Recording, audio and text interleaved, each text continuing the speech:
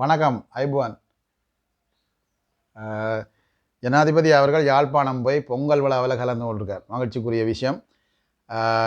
இப்போ அதை பற்றியும் பேசணும். அடுத்தது இப்போ அந்த கல்வி சீர்திருத்தம் சம்பந்தமாக அது ஒரு வருஷம் ஒத்தி போட்ட பிறகு பல பேர் இப்போ முகநூல்களையும் யூடியூப்புகளை டிக்டாக் வலைத்தளங்களில் சோகங்களையும் கவலைகளையும் வெளியிட்டிருக்கணும். எதிர்பார்ப்புடைய இந்த விதங்களை பிள்ளைகள் நல்ல ஒரு திட்டம் வரப்போகுது, எங்களை பிள்ளைகளுக்கு நல்ல எதிர்காலம் வரப்போகுது, ஒரு ஒளிமயமான எதிர்காலம் வரப்போகுதுன்னு சொல்லி எதிர்பார்த்திருந்தாக்களுக்கு இது ஒரு அதிர்ச்சியான விஷயமா இருக்கும். ஒரு வருஷம் பின்னுக்கு போட்டது. ஏன்னா ஒரு வருஷம் பிந்த போதே கண்டபடியாக அவை இப்போ கவலைகளை தங்களை முகநூல்களை அதுகளையும் தெரிவித்து கொண்டிருக்கணும். நான் கேட்குறேன்டா, இப்போ இது உண்மையில் எங்களோட நாட்டில் பேராசிரியர் மேலே கல்விமான்கள் எல்லாம் இதை பற்றி கதைச்சிருக்கணும், அரசாங்கத்துக்கு ஆதரவாக கதைச்சிருக்கணும். ஆனால் எல்லாருமே பேசாமல் இருந்து போட்டு இப்போ இதை ஒத்தி வச்சா பிறகு ஒரு தரம் எழுதினோம் பேசினோம் பார்க்கல. இதுக்கு ஆதரவாக இதுக்கு எதிரான ஆக்கள் இறங்கி வெளியால் பிரச்சாரம் பண்ண, இதுக்கு எதிரான ஆக்கள் இறங்கி வெளியால் ஊரலாம் உண்ணாவிரதம் இருக்க, எதிரான ஆக்கள் இறங்கி மாநாயக்களை மல்வத்தைக்கும் அஸ்கிரியப்படத்துக்கும் சந்திக்க போய்க்கல, இதுக்கு எதிரான பிரச்சாரத்தை ஊடகங்களில் கொண்டு போய்க்கல. இதுக்கு ஆதரவான மக்கள்லாம் அதிகம், 90% மக்கள். அப்போ இந்த மக்கள் என்ன செஞ்சுருக்கணும், பேசியிருக்கணும். இந்த மக்கள் சார்பான ஆக்கள் எல்லாம் பேசியிருக்கணும். எல்லாருமே பேசாமல் இருந்து விட அரசாங்கம் செய்யும், அரசாங்கம் கொண்டு வர நல்ல திட்டம் அப்படின்னா நல்ல விஷயம் இருந்து போட்டு இந்த இனவாதிகள் இதை எல்லாரும் வேடிக்கை பார்த்து இப்போ அவங்க வெண்ட மாதிரி தான், ரைட், பின்வாங்கினா வெண்ட மாதிரி தான்.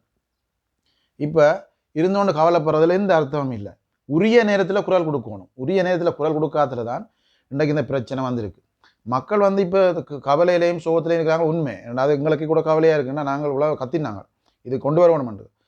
ஆனால் இது பிற்போடப்பட்டது பெரிய கவலை. அரசாங்கத்தின் பலவீனம்னு சொல்லலாம், பலவீனம் இல்லைன்னு சொல்லலாம். என்ன சொன்னால் அரசாங்கத்துக்கு நெருக்கடி வந்தது. அதை இப்போ அரசாங்கம் பார்த்து இந்த இப்படியான ஒரு சிக்கல் இருக்கேகள் இதை கொண்டு வரதால் நாளைக்கு இதை வார அரசாங்கம் மாற்றிடும். அதால் இது சரியான முறையில் கொண்டு வரணுன்றது பின்னுக்கு போட்டிருக்கணும். அவையான பக்கத்தில் இருக்கிற நியாயம் சரி. ஆனால் எங்களோட பக்கம் இருக்கிற நியாயம்னா நாங்கள் வாக்களித்து போட்டு மக்கள் தைரியமாக முடிவெடுக்க போட்டு விட்டால் அதை செய்யலைன்றது எங்களோட ஆத்திரம், வேற ஒன்றும் இல்லை. ஆனால் இப்போ இந்த பேசுகிற ஆக்கள் எழுதுகிற ஆக்களை பார்க்கல, உண்மையில் இவை அதுக்கு முதல்ல பேசியிருக்கணும், இதுக்கு ஆதரவாக பேசியிருக்கணும், ஆதரவான குரல்கள் எழுப்பிக்கணும். அப்போ இந்த வழியால் எதிர்ப்பு தெரிவிக்கிறார்கள் அடங்கி போயிருப்பாங்க. பேசாமல் இருந்துவிட்டு சிங்களாக்கள், தமிழாக்கள், முஸ்லீமாக்கள் எல்லாரும் தான் இப்போ இதுக்கு கவலைப்பட்டு கொண்டு இருக்கணும், கவலைப்பட்டு எழுதினோம். இது இல்லாமல் போச்சு, இந்தங்கிற பிள்ளைங்க எதிர்காலத்துக்கு நல்ல கல்வி திட்டத்தை கொண்டு இல்லாமல் போய் நீண்ட காலம் எதிர்பார்ப்பு அப்படின்னு சொல்லி பேர் சோகமாயும் கவலையாயும் எழுதி கொண்டும் பேசிக்கொண்டும் இருக்கணும். இதைத்தான் முதல்ல செதிர்க்கணும், அரசாங்கத்துக்கு ஆதரவான இருக்கணும். எல்லாரும் இவர்களை பலவீனப்படுத்துறதுக்கு, இந்த எதிரிகளை பலவீனப்படுத்துறதுக்கு அரசாங்கத்துக்கு ஆதரவாக எல்லாரும் பேசியிருக்கோம்னா அதை விட்டு போட்டு இப்போ கவலைப்படுறதுல எந்த அர்த்தமும் இல்லை. இதை நீங்கள் இனிமேலும் காலங்கள்லையும் அரசாங்கம் நல்ல திட்டங்களை கொண்டு வரைக்க எல்லாரும் பேசுங்க, எல்லாரும் எழுதுங்க, எல்லாரும் கூட கருத்துக்களை தெரிவிங்க. ஏன்னா யாருக்கும் நாங்கள் பயப்பட தேவையில்லை. ஏன் நாங்கள் பயப்படணும்? யாருக்கும் நாங்கள் தவறு செய்திருந்தால் தான் யாருக்காவது பயப்படணும். நாங்கள் துணிஞ்சு கதைக்கணும், ரைட். அது ஒரு பக்கம் இருக்கட்டும். அடுத்தது ஜனாதிபதி யாழ்ப்பாணம் போய் பொங்கல் திருவிழாவில், எங்களோட தமிழ் மக்களுடைய பொங்கல் திருவிழாவில் தை திருநாளில் பங்கு பெற்றினது பெரிய ஒரு மகிழ்ச்சியான விஷயம்.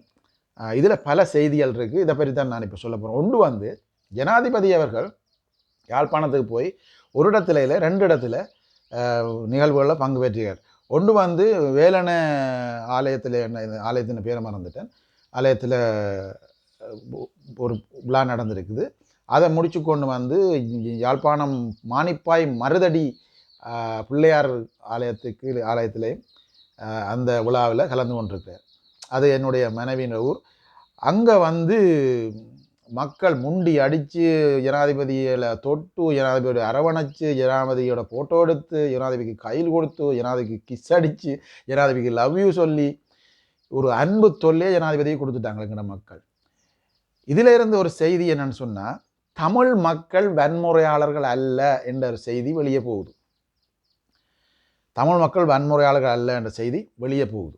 2வது, ஜனாதிபதிக்கு தமிழ் மக்கள் மத்தியில் அச்சுறுத்தல் இல்லை என்ற செய்தி வெளியே போகுது.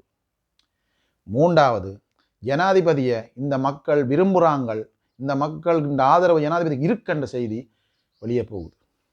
இப்படி பல செய்திகள் இருக்குது. ஆனால் கடந்த காலங்களில் இது இயற்கையாக மக்களால் உருவாக்கப்பட்ட ஒரு ஆதரவு. இது ஜனாதிபதிக்கு இயற்கையாக இருக்கக்கூடிய ஒரு ஆதரவு. இது ஜனாதிபதியின் இயற்கையான ஒரு அணுகுமுறை. ஆனால் அங்கே பாதுகாப்பு அதிகாரிகள் கெடுபிடி இல்லை, பாதுகாப்பு அதிகாரிகள் மக்களை தள்ளி விழுத்தையில் தூக்கி கொண்டு போகலை, அடிக்கலை, ஒன்றுமே செய்யலை. சாதாரணமாக மக்களோட மக்களாக ஜனாதிபதி தண்ட ஒரு மக்கள் பிரதிநிதியாக மக்களுடைய தலைவரை அங்கே வந்துட்டு போயிருக்கிறார். இது ஒரு பெரிய வரவேற்கக்கூடிய விஷயம். இதில் பல செய்திகள் தென்னிலங்கைக்கும் உலகத்துக்கும் சொல்லப்பட்டிருக்கு. அடுத்தது, இவ்வளவு காலமும் இந்த மாதிரியான நிகழ்வுகள் யாழ்ப்பாணத்தில் நடக்கல, அங்கே வந்து தங்கட ஆதரவாளர்கள்னு சொல்லி யாழ்ப்பாணத்தில் எவ்வளவு பெரிய ஆதரவு இருக்குன்னு சொல்லி காட்டின ராஜபக்ச, ரணில் விக்ரமசிங்க, மைத்திரி, சந்திரிகா போன்றவர்கள் காலத்தில் நடந்தண்டா என்னண்டா இப்படி இல்லை. யாழ்ப்பாணத்துக்கு வெளியே இருந்து தங்களுடைய கேபினெட்டில் இருக்கிற அமைச்சர்மார் உடைய ஆதரவாளர்களை வசூலேற்றி கொண்டு வந்து யாழ்ப்பாணத்தில் இறக்கி அவை தான் யாழ்ப்பாண மக்கள்னு சொல்லி வெளியில் காட்டுறது, அவை தான் தங்களுக்கு ஆதரவு யாழ்ப்பாண மக்கள்னு சொல்லி வெளியே காட்டு, அவை ஜேபேவை போகிறது, கை உயர்த்துறது, விசில் அடிக்கிறது, மாத்தையா சொல்கிறது, எல்லாமே சொல்கிறது அவை தான். ஆனால் யாழ்ப்பாண மக்களை நெருங்க விடுறதில்லை. அது வந்து செயற்கையாக உருவாக்கப்படுறது, இயற்கை இல்லை, அது செயற்கையாக உருவாக்கப்படுறது ஆதரவு தளம். இவைகள் வெளியே காட்டுற ஒரு ஆதரவு தளம். ஆனால் இப்போ இருக்கிறது வந்து இயற்கையான அது ஆதரவு தளம். இந்த அனுரகுமார திசாநாயக்காவுக்கு யாழ்ப்பாணத்தில் இருக்கிறது வந்து இயற்கையான ஒரு ஆதரவு தளம். ராஜபக்சாக்கள் நம்ம மற்ற ஆக்கள் காட்டின ஆதரவு தளம் வந்து அவங்க செயற்கையாக உருவாக்கினது. அவங்களுக்கு தெரியும், அவங்களுக்கு பயம் யாழ்ப்பாண மக்களில். அவங்கள என்ன சொன்னால், அவங்க வேலி இரும்பு கம்பி போட்டு அடைச்சி போட்டு வெளியிலேருந்து பஸ்கள் ஒன்று இறக்கி அவையை வச்சு கொண்டு மீட்டிங்கை போடுறது, விழாக்களை நடத்துறது, எல்லாத்தையும் நடத்தி போட்டு அவை திரும்பி பஸ்களில் போயிடணும். அவைக்கும் யாழ்ப்பாணத்துக்கும் எந்த சம்பந்தமும் இருக்காது. ஆனால் யாழ்ப்பாண மக்கள் தங்களோட குறைகளை பிரச்சனைகளை சொல்லணும்னு சொல்லி முண்டி அடித்தா அவையை அடித்து எங்களோட மக்களோட பொம்பளைகளை சீலையை உறிஞ்சி ஆம்பளைகளோட பேட்டியை உறிஞ்சி அடித்து தூக்கி ஜீப்புகள் ஏற்றி கொண்டு போய் அடைச்சி பெரும் அட்டகாசம் வெளியே நடக்கும். அது இங்கே நிகழ்வு நடக்கிறதுக்கு தெரியாமல் அது பார்த்து கொள்வினோம். இப்படித்தான் அவைன்ற இது இருந்தது. அவை வந்து செயற்கையாக உருவாக்கின ஒரு ஆதரவு தளத்தை வெளியே காட்டி கொண்டு வந்தது. ஆனால் மக்களுக்கு யாழ்ப்பாணம் உண்மையான யாழ்ப்பாண மக்களுக்கு அடியும் உதயம் தான் விழுந்து ரோட்டில் வச்சு. இதுதான் நடந்தது இவ்வளோ காலம். அடியும் உதயம் இழுத்து கொண்டு போகிறதும், ஜெயிலுக்கு கொண்டு போகிறதும், பெண்களை முடியல பிடிச்சி இழுக்கிறதும் இதுதான் நடந்தது. இதுதான் இனவாதம். இந்த இனவாதத்தை இதுதான் ராஜபக்சர்கள் மற்றாக்கள் இனவாதம். இதை இவங்க வெளியே காட்டித்தான் எங்களுக்கு அச்சுறுத்தல், பெரிய பட்டைகளெல்லாம் போட்டு கம்பியை இரும்பு கம்பியெல்லாம் நட்டு வேலி அடைச்சி அதுக்குள்ளே தான் பேசுறது. அங்கே தென்னிலங்கைக்கு காட்டுறேன்னு சொன்னால் இவங்கள் பயங்கரவாதிகள், இவங்களை நம்ப இயலாது, இவங்கள் வந்து தீவிரவாதிகள், இவங்கள் வந்து வன்முறையாளர்கள் என்று காட்டி எங்களை தென்னிலங்கைக்கு மட்டுமில்லை உலகத்துக்கே காட்டுறது. அப்படியே செயற்கையாக கொண்டு வந்து வச்சு கொண்டு தங்களோட ஆதரவு தளத்தை வெளியே காட்டி கொண்டு இருக்காங்க. இப்படி ஆதரவு இருக்குன்னு சொல்லி இபிடிபிக்கார கொஞ்சம் பேர் யாழ்ப்பாணத்தில் அவங்களுக்கு ஆதரவானவங்களும் கொஞ்சம் பேர் இருப்பாங்க தமிழர்கள். மற்றபடி எல்லாம் வெளியாக. இதுதான் இவ்வளவு காலம் நடந்தது. அப்போ சொல்லப்பட்ட செய்தி என்ன? நாங்கள் வன்முறையாளர்கள் வெளியே சொல்லப்பட்ட செய்தி. நாங்கள் வன்முறையாளர்கள், பயங்கரவாதிகள், நாங்கள் இன்னும் திருந்தே இல்லை, நாங்கள் ஆயுதத்தில் பிரியமுள்ள ஆக்கள் என்றுதான் சொல்லப்பட்டது. வன்முறையாளர்கள் இல்லை நாங்கள் எங்களுக்கு மேலே வன்முறை எப்போதும் திணிக்கப்பட்டது. நான் திரும்ப திரும்ப சொல்ல, எங்களை மீது வன்முறை திணிக்கப்பட்டது. எங்களை ஆயுதம் தூக்க வச்சது தென்னிலங்கை. இதுதான் உண்மை. இன்றைக்கு ஜனாதிபதி அதை உடைச்சிருக்கிறார். இன்றைய ஜனாதிபதி அதை உடைச்சிருக்கிறார். மக்களோட மக்களாக நிகழ்வுகளை பங்கு பெற்று முகமலர்ச்சியோட எல்லா விஷயங்களையும் கலந்து கொண்டு இன்றைக்கும் யாழ்ப்பாணத்தில் இருக்கிறார். இன்றைக்கும் அவர் யாழ்ப்பாணத்தில் இருக்கிறார். ரோட்டில் நடந்து போகிறார், ஷோர்ட்ஸும் போட்டுக்கொண்டு, சப்பாத்து போட்டுக்கொண்டு, தன் உடல் பயிற்சிக்காக மக்கள் அவரை கண்டு கதைக்கிறாங்க, கை காட்டிக்கொண்டு போகிறார். அதில் அவர் சொல்ல வர விஷயம் என்னென்னு சொன்னால், ஜனாதிபதி சாதாரணமாக நடந்து போகலை. அவர் சொல்ல வர விஷயம் என்ன, தமிழ் மக்களால் எனக்கு அச்சுறுத்தல் இல்லை, வடக்கில் தீவிரவாதம் இல்லை, வன்முறையாளர்கள் இல்லை என்றதை சொல்கிறார். தென்னிலங்கைக்கும் சர்வதேசத்துக்கும் அவர் சொல்லாமல் சொல்கிற கதையாக தான். மக்கள் என்னை ஆதரிக்கிறார்கள், மக்களுடைய ஆதரவு எனக்கு இந்த மண்ணில் இருக்குது என்பதை காட்டுறார். மூன்றாவது, மக்களுக்கும் எனக்கும் இருக்கிற உறவு உண்மையானது என்பதை வெளியே காட்டுறார். மக்களோட எனக்கு இருக்கு, மக்களுக்காக நான் சேவை செய்ய வந்தனான் என்றதையும், இங்கே எனக்கு எந்த அச்சுறுத்தல் இல்லை என்பதையும், இது இயற்கையான உறவு என்பதையும் அவர் வெளியே காட்டுறார். இதுதான் எங்களுக்கு தேவை. நாங்கள் இவ்வளவு காலமும் எங்களை காட்டப்பட்டது வன்முறையாளர்களாக, கொலைகாரர்களாக, குண்டு வைக்கிறார்களாக எங்களை காட்டப்பட்டது. நாங்கள் அதற்குள் தள்ளப்பட்டவர்களே தவிர நாங்கள் அதை விரும்பி ஏற்றவர்கள் அல்ல என்பதை இந்த சிங்கள தேசமும் சர்வதேசம் உணர்ந்து கொள்ளவும். எங்களோட மக்கள் எப்போதுமே அன்பையும் பாசத்தையும் நேசத்தையும் ஒருமைப்பாட்டையும் விரும்புகிறவர்கள். எங்களை இந்த நிலைமைக்கு தள்ளினது தென்னிலங்கை. சுதந்திரத்துக்கு முதல் எங்களோட மக்கள் ஒற்றுமையாக தான் இருந்தவங்க. சுதந்திரத்துக்கு பிறகுதான் ஒவ்வொரு கபடத்தனத்தையும் செய்து தமிழ் மக்களை தென்னிலங்கை அரசியலில் இருந்து, தென்னிலங்கை அரசுகளை நம்புறதிலிருந்து அந்நியப்பட வச்சு கடைசியில் ஆயுத போராட்டம் வரைக்கும் கொண்டே நிறுத்தினார். ஆகவே இந்த சிங்கள தேசத்தில் இருக்கிற சிங்கள இனவாதிகள் இன்றும் இந்த அரசை தோக்கடிக்கிறதுக்கு தங்களுடைய பேரினவாத முகத்தை இந்த கல்வியில் இருக்கிற சின்ன பிரச்சனையை தூக்கி பிடிச்சு கொண்டு ரோட்டுலையும் தெருவிலையும் அங்கே போய் சந்திக்கிறோம் இங்கே போய் சந்திக்கிறோம் கோல் சொல்கிறதும் இந்த மாதிரி செய்து கொண்டு இருக்கிறாங்க. இந்த அரசை வீட்டுக்கு அனுப்பணும், இந்த வருஷம் தோல்வியடை செய்யணும். ஆனால் இந்த பேரினவாதம் இந்த அரசாங்கத்துக்கு கீழே தலை தூக்காமல் இருக்கிறதுக்கு இந்த ஜனாதிபதி தான் காரணம். உள்ளதே நான் நேற்று சொன்னான், இந்த அந்த திருவண்ணாமலை விகார விஷயத்தில் அந்த தேவையில்லாமல் அந்த மூக்க நுழைச்ச கசப்பு அமத்துறதுக்கு உள்ளுக்கு வச்சுக்கிறான். அவர் இப்போ உண்ணாவிரதம் இருக்க போகிறார். அப்போ இந்த அரசாங்கம் இருந்தபடி தான் அது நடக்குது. அது சட்டவிரோதமான விகார அங்கே கடலோர பாதுகாப்பு அகற்றின இடத்துல அந்த இடத்தை கையகப்படுத்துறதுக்காக அந்த சிலையை வச்சே தவிர அதில் விகாரையை கட்டுறதுக்காக இல்லை. அந்த இடத்தை அவங்களும் கைப்பற்றணும். இப்போ அவங்க ஒன்றும் செய்யலாமே, இடத்துல கொட்டையிலும் கட்டையிலாது விகாரையும் கட்டையிலாம் எல்லாமே இருக்கிறாங்க. இதான் உண்மை. இந்த அரசாங்கம் இல்லைன்னு சொன்னால் இது பெரிய பிரச்சனையாக மாறிக்கும், பெரிய இன பிரச்சனையாகவே மாறிக்கும். அப்படி ஒரு சம்பவம் தான் நாங்கள் ஆரம்பிக்கப்பட்டது, அங்கே உருவாக்கப்பட்டது. ஆகவே இந்த ஜனாதிபதிக்கு நாங்கள் எங்கள் தமிழ் மக்களுடைய நல்லெண்ணத்தை தொடர்ந்தும் காட்டுவோம்.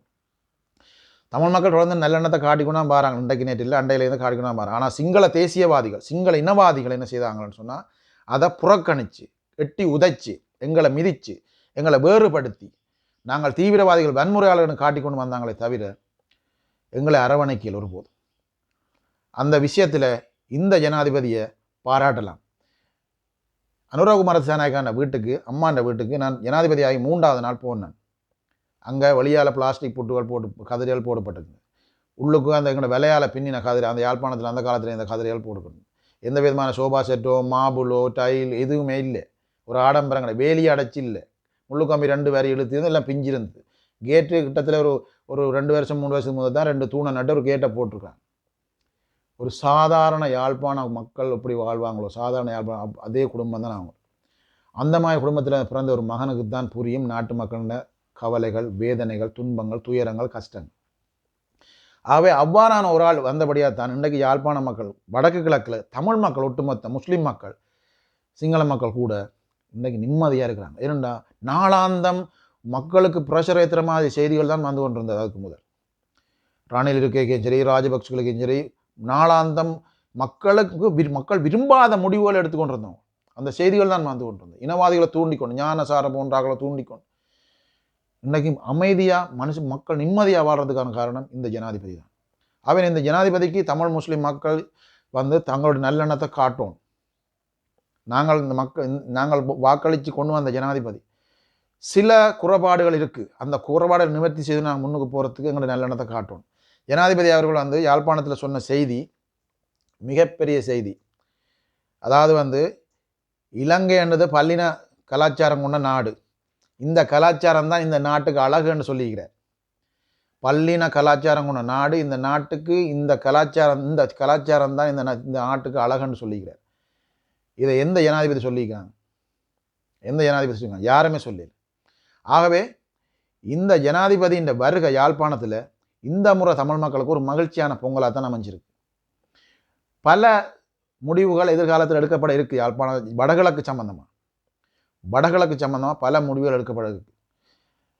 எனக்கு தெரிஞ்ச வரைக்கும் நிறைய விஷயங்கள் நடக்குது. ஆனால் நாங்கள் எங்களோட நல்லெண்ணத்தை தொடர்ந்து இந்த அரசாங்கத்துக்கு காட்டிக்கொண்டே இருக்கணும். ஒரு சில குறைபாடுகள் இருக்குது, அதை திருத்தி முன்னுக்கு போகும் இந்த அரசாங்கம் சொல்லி நாங்கள் நம்புகிறோம். காரணம் தென்னிலங்கையில் இந்த அரசாங்கத்தை வெளுத்துறதுக்கு பாரிய சதி நடந்து கொண்டிருக்கு. எல்லா பக்கத்தாலையும் சதி நடந்து கொண்டிருக்கு. இதால் தான் நான் தொடர்ந்தும் பேசிக்கொண்டிருக்கிறேன். என்னென்னு சொன்னால் எனக்கும் அச்சுறுத்தல் வரலாம், நான் அதை பற்றி பயப்படையில. ஆனால் நாங்கள் தொடர்ந்தும் பேசிக்கொண்டு இருக்கோம்னு சொன்னால் இந்த அரசாங்கம் இல்லைன்னு சொன்னால் எந்த அரசாங்கத்தால் இந்த நாட்டை தூக்கி நிமித்த முடியாது. இதான் உண்மை. இந்த நாட்டில் இருக்கக்கூடிய பிரச்சனைகள் தீர்க்க முடியாது. யார் வந்தாலும் தீர்க்க முடியாது. வந்தால் என்ன செய்ய, இருக்கிற சொச்சம் மிச்சத்தையும் விற்று போட்டு எங்களோட நாட்டை முற்று முழுதாக வெளிநாட்டு கம்பெனிகளோட கையில் கொடுத்துட்டு இவங்க சும்மா ஆட்சியாளர்களாக பேருக்கு மட்டும் இருப்பாங்க, சம்பளம் எடுத்துக்கும். இதுதான் நடக்கும். ஆகவே தமிழ் மக்களுக்கும் முஸ்லீம் மக்களுக்கும் சிங்கள மக்களுக்கும் ஒரு கடமை இருக்குது. இந்த நாட்டில் இந்த ஆட்சியை காப்பாற்றணும், இந்த ஆட்சிக்கு பின்னால் நிற்கணும், இந்த ஆட்சியை பலப்படுத்தணும், இந்த ஆட்சி கொண்டு வர நல்ல திட்டங்களுக்கு ஆதரவாக குரல் கொடுக்கணும், எழுதணும், பேசணும். ஆகவே தான் தொடர்ந்து நான் சொல்கிறேன் என்னன்னு சொன்னால் அனுரகுமார திசாநாயக்கா யாழ்ப்பாணத்தில் சொன்ன செய்தி மிக தெளிவான செய்தி. தென்னிலங்கைக்கும் சர்வதேசத்துக்கும் தமிழ் மக்கள் தீவிரவாதிகளோ வன்முறையாளர்களோ அல்லது பிரிவினவாதிகளோ அல்ல. நாங்கள் எங்களுடைய நேசக்கரத்தை பல முறை நீட்டிக்கிறோம். இதை புரிஞ்சு கொள்ளாத தென்னிலங்கை சிங்கள இனவாத பேரினவாத அரசியல் தலைவர்கள் தான் தமிழ் மக்களை புறந்தள்ளி தங்களுடைய தென்னிலங்கை மக்களை தூண்டி வாக்கு வங்கி அதிகரித்து ஆட்சிக்கு வந்து இந்த நாட்டை குட்டிச்சுவராக்கி கேவலப்படுத்திக்கிறாங்களே தவிர இதுக்கு வேறு கருத்தே சொல்ல முடியாது. ஆகவே இந்த ஜனாதிபதி வந்த அப்புறம் தான் இவ்வளோ பெரிய மாற்றங்கள் நடந்திருக்குது. இவன் ஒரு பிரச்சனைக்குன்னு சொன்னால் தாங்கள் செய்கிறது வந்து பிரச்சாரம் பண்ணுறதில்ல பெருசாக. இவ்வளோ வேலையில் நடந்திருக்கு, இவ்வளவோ எங்களோட கண்ணு மூணால் வேலையில் நடந்து கொண்டு இருக்குது. ஆனால் இதே ராஜபக்சா இருந்தால் கல் வைக்கிறதுலேருந்து சுகர் கட்டுறதுலேருந்து எல்லாத்தையும் காட்டுவாங்க முடியும் வரைக்கும். பல கட்டமாக காட்டி கொண்டு போவாங்க. பெரிய விஷயமாக காட்டுவாங்க சின்ன விஷயத்தை. ஆனால் அவங்க நிறைய பெரிய விஷயம் செய்கிறாங்க வெளியால் காட்டு. இந்த டெக்னிக்கை அதாவது வந்து மக்களோட தொடர்பாடல் பிரச்சனை வந்து இந்த அரசாங்கத்துக்கு இருக்குது. இதை திருத்தி இந்த அரசாங்கம் முன்கொண்டு போகணும்னு கேட்டுக்கொள்கிறேன். அதே நேரம் இந்த பொங்கல் தினத்தில் எல்லாருக்கும் வாழ்த்து. நான் நேற்றைய வீடியோவில் சொல்லியிருந்தேன், அது நான் டிக்டாக்கில் இன்னும் அப்லோட் ஆகலை. தயவு செய்து இந்த வீடியோக்களை வந்து யூடியூப்பில் பாருங்க. யூடியூப்பில் பெரிய வீடியோ யூடியூப்லாம் போடலாம். ட்ரூத் வித் அலோசியஸ் அந்த சேனலை சப்ஸ்கிரைப் பண்ணி எனக்கு ஆதரவு தாங்க. நான் யூடியூப்பில் போடுற வீடியோ தான் டிக்டாக்கில் வருது, அது அடுத்த நாள் தான் வருது. ஆகவே முதல் நாளே பார்க்கணும்னு சொன்னால் யூடியூப்பை சப்ஸ்கிரைப் பண்ணுங்க, எனக்கு உங்களோட ஆதரவு தாங்க. நன்றி, வணக்கம்.